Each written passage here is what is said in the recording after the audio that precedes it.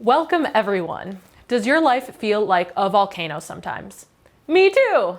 That's why I'm here today to talk about an issue that all teens can relate to. It is crisis and change. We're going to talk about things that range from homework stress to the climate crisis. Stay tuned with us on the ListenUp podcast.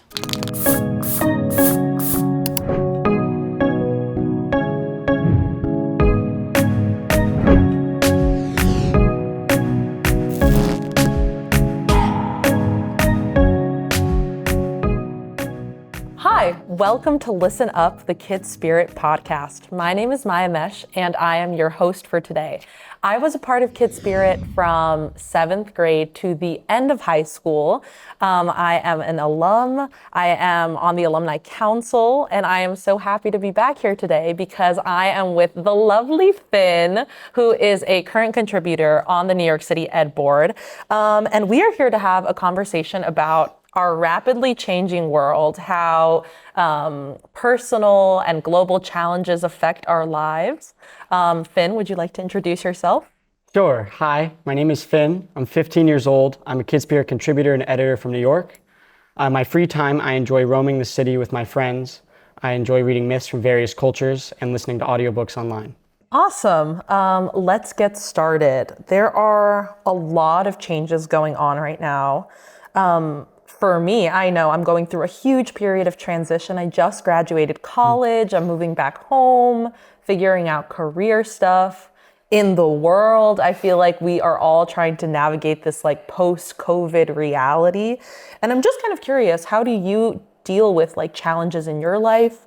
And how do you kind of navigate during periods of transition? Well, I think crisis and change are vary in severity from person to person. I can say that in my life, I'm grateful that I don't come into too much contact with too much change or crisis that often. When I do, however, it's clear that the two are linked and have a sort of symbiotic relationship.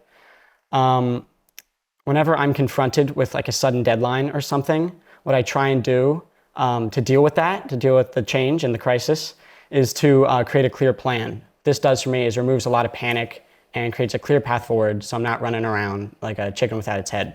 Oh, I totally hear you. I feel like for me, I kind of, during these periods of transition, feel like kind of like a volcano and like everything is going on. So I totally hear you that like planning like kind of helps keep your eyes on the prize a little bit and doesn't let you get too lost in all the chaos.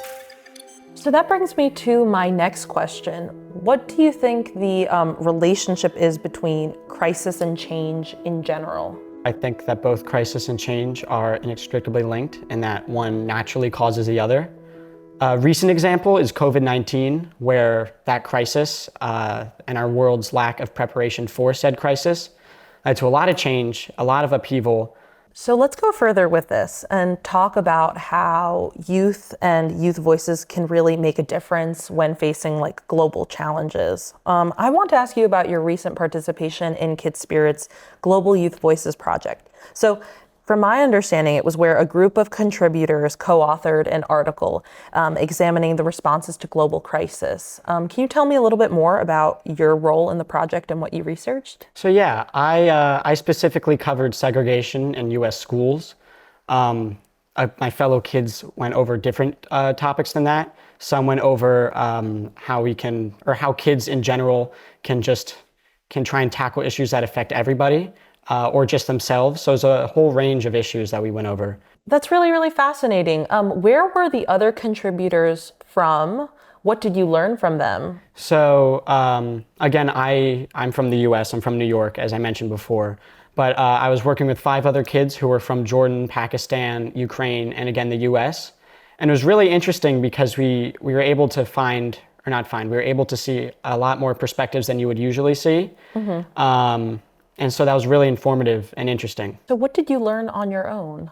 Well, on my own, I learned about how people wield power and where these sources of power come from. Again, my fellow kids went over different topics, such as how people can raise awareness for issues that everybody might not know about. That's really, really cool. And what an awesome opportunity that you had. To build on that, I know KidSpirit was doing another special project on this issue of crisis and change, and they had the opportunity to interview with Joel Sartore. He is a National Geographic photographer, and in the interview they were talking about how young people can really have big impacts on the communities that they are a part of when they're volunteering. We want you to get a taste of this awesome conversation. So in this clip, Joel talks with KidSpirit contributor Sabile, who is from Haiti, about how young people can take action. Here it is. I always say start at home. Start in your own backyard. Let's talk about planting native plants and nectar-bearing plants to help support bees and butterflies. That's a huge deal. It's cheap, it's fun, it's good for the air you breathe, it's good for the water people drink, because those native plants cannot tolerate herbicides. Let's start planting native gardens. I love that. It is such an empowering way to think about conservation. And I want to share one more inspirational moment from the interview where Joel asks Sabile a few questions about herself and then offers some advice. I have a question for you. How old are you? Oh, I'm 16. Well, you're way ahead of where I was when I was 16. The fact that you're really into the issues and you have a real conscience about killing lanternflies, stinking awesome. That's great. And that's the whole ball game, is to walk around, keep an open mind, learn what you can from good people, find mentors, people that are doing the kind of work you want to do, and then become really invaluable to them. Be so good they cannot afford to ignore you, right? And you're going to do great things. So I really appreciate this. I've enjoyed this a lot. The time has flown by. Thank you so much for saying that. Whoa, how fantastic that Sabile was able to talk to world famous conservationist and photographer Joel Sartore. And we hope that you enjoyed this peek into their exchange. So in your experience, how can young people make a difference in their community? Well, I think it's easier than most kids think to get out there and do what they want to do. I think the main problem is that they don't know how. And so that's exactly why we're doing this. A good way for kids to get out is to contact organizations that they're interested in. Like I myself, I can say I'm lucky at my school. I had the opportunity to participate in a CHIPS food drive where we made peanut butter jelly sandwiches. So that's what I've been able to do. And again, just to recap, kids can just email people and they can do little things like go out with their friends and pick up garbage. They can do all sorts of things. Yeah, I totally hear that. I feel like it's just about finding finding the places where you meet other people who align with your values. I think for me, like when I was in high school, I did certain things with my synagogue. So like I was able to like help in the classrooms, and then I volunteered with the cantor to help with the children's choir. And what was amazing about KidSpirit was that it became this wonderful place where I could reflect on all of those experiences within my writing. So I really appreciated that. Finn, it has been so great talking to you. Thank you so much for joining me on this conversation about crisis and change and how teens navigate this. I really appreciate it. Well, thank you. It's been really interesting. Thank you all for joining us today on Listen Up, the KidSpirit podcast. It is the place to be for conversations on life's big questions. We want to hear from you. If you have anything that you would like to share, please email us at info@kidspiritonline.com. Thank you so much for joining us today.